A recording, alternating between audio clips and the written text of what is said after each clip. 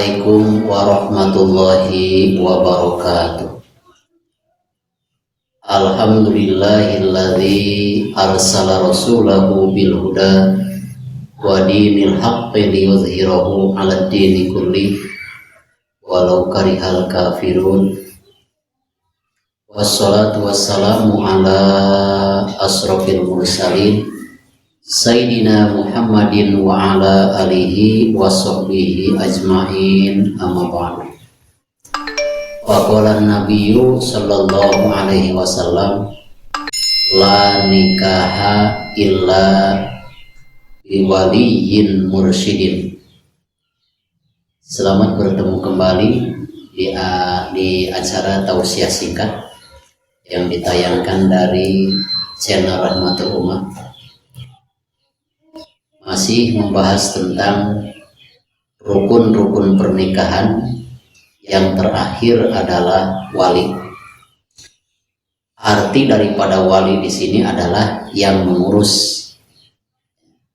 Jadi wali ini adalah yang mengurus. Kalau yang mengurus pernikahan di keluarga ini adalah orang tua daripada calon mempelai wanita, maka ada sabda Nabi SAW, la nikaha illa biwaliyin, tidak sah pernikahan kecuali harus ada wali. Nah, berarti kalau seseorang menikah tanpa wali, berarti dianggap pernikahannya tidak sah. Karena ini menjadikan rukun nomor kelima daripada pernikahan, yang mana wali ini sebelum menikahkan anaknya diharuskan bertobat. Karena apa? Nanti ada persyaratan-persyaratan yang harus dipenuhi oleh wali. Di sini bahasanya ada wasyurito fil wali al adalah. Disyaratkan bagi seorang wali nikah yang akan menikahkan anaknya atau cucunya, nah berarti harus adalah orang yang mampu menjauhi dosa-dosa besar.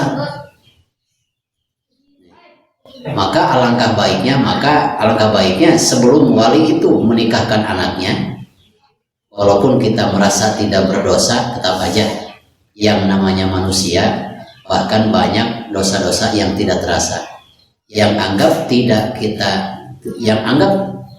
kita tidak berdosa, ternyata ada dosanya.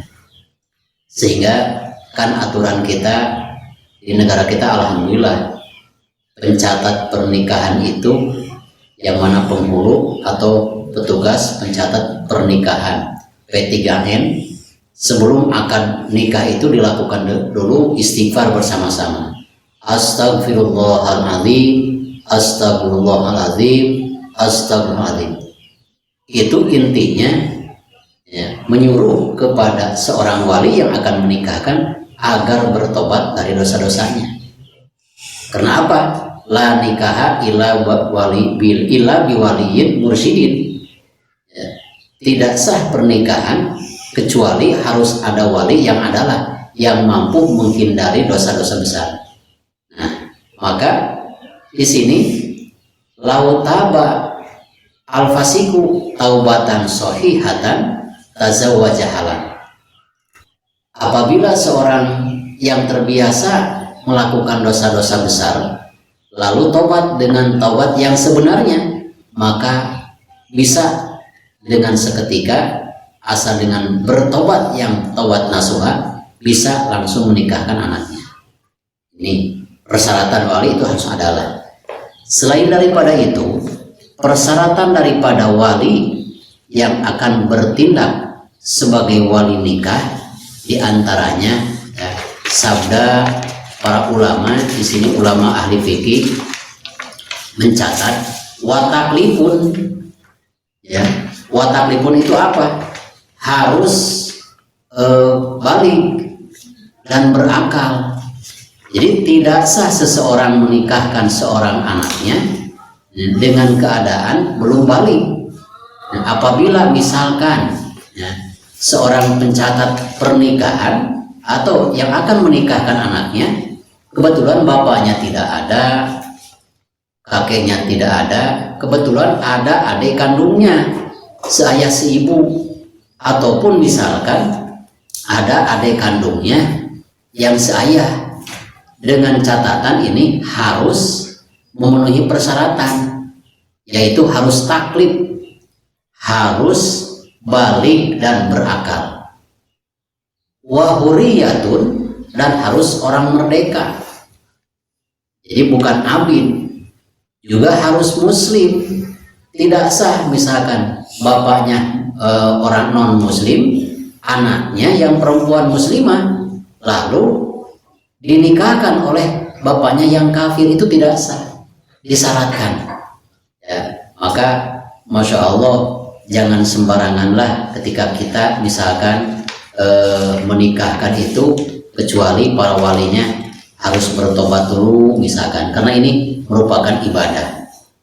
Kenapa? Di sini ada beberapa persyaratan, bukan persyaratan, yang namanya tujuan nikah itu agar menjadi ibadah yang hebat, maka harus syarat-syaratnya harus dipenuhi. Selain daripada saksinya yang adalah, juga walinya pun harus adalah. Maka di sini kan ada keterangan para ulama, wa maqasidun nikah salasah. Tujuan kita menikah itu adalah ada 3. 1, hibdun nasal, untuk menjaga keturunan kita. Yang kedua, nailul ladzat, mencari kemesraan atau mencari keenakan. Itu tujuan daripada pernikahan. Jadi tujuan pernikahan yang pertama untuk menjaga keturunan kita. Lalu yang ketiga, tujuan pernikahan itu adalah diantaranya ya, bisa wa ikhrajul mani yaduru ihtibasuhu, bisa mengeluarkan sperma.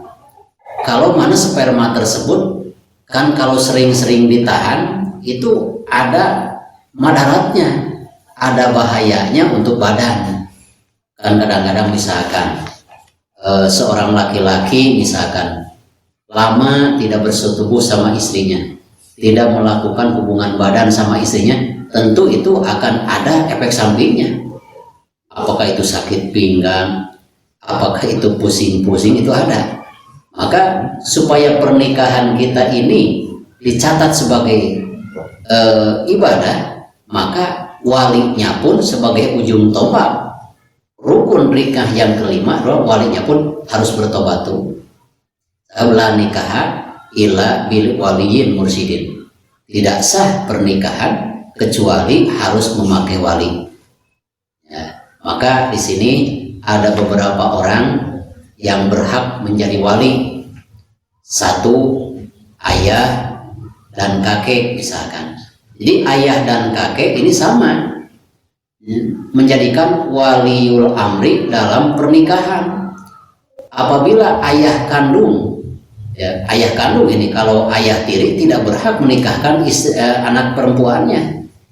Apabila tidak ada ayah kandungnya, berarti statusnya yatim misalkan si perempuan tersebut, maka dialihkan kepada siapa? Maka dialihkannya yaitu kepada kakeknya. Kakek dari ayah, bukan kakek dari ibu, itu berhak jadi wali. Masya Allah ya. Jangan sampai ada lagi misalkan yang berhak menjadi wali itu adalah sultan.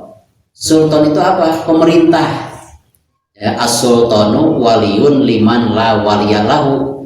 Pemerintah adalah akan menjadi sultan ya, yang mengurus pernikahan bagi seorang perempuan yang akan menikah yang tidak punya wali. Nah itu ada beberapa orang. Ada juga misalkan kebetulan ayahnya tidak ada, kakeknya tidak ada, kebetulan punya apa? Adik kandung laki-laki atau kakak kandung laki-laki, itu berhak menjadi wali.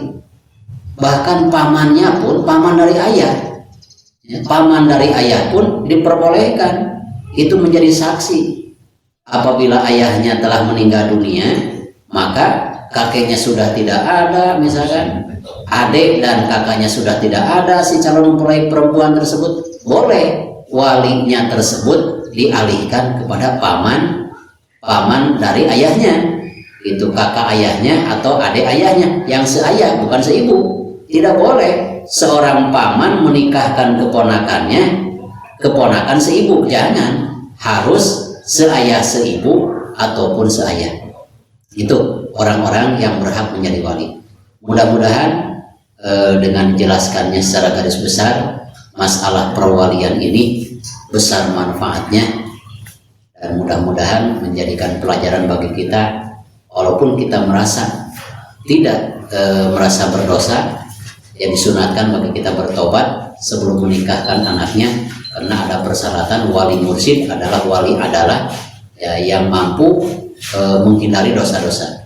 Maka sebelum akan kan anaknya, beristighfarlah terlebih dahulu, memohon ampunan kepada Allah Subhanahu wa taala, supaya anak kita yang dinikahkan itu menjadi pernikahan yang dibarokahkan oleh Allah Subhanahu wa taala, dan dengan beristighfar insya Allah dosa-dosa kita akan diampuni oleh Allah Subhanahu wa taala. Utma sofa wada ma kadar wal afu minkum. Wassalamualaikum warahmatullahi wabarakatuh.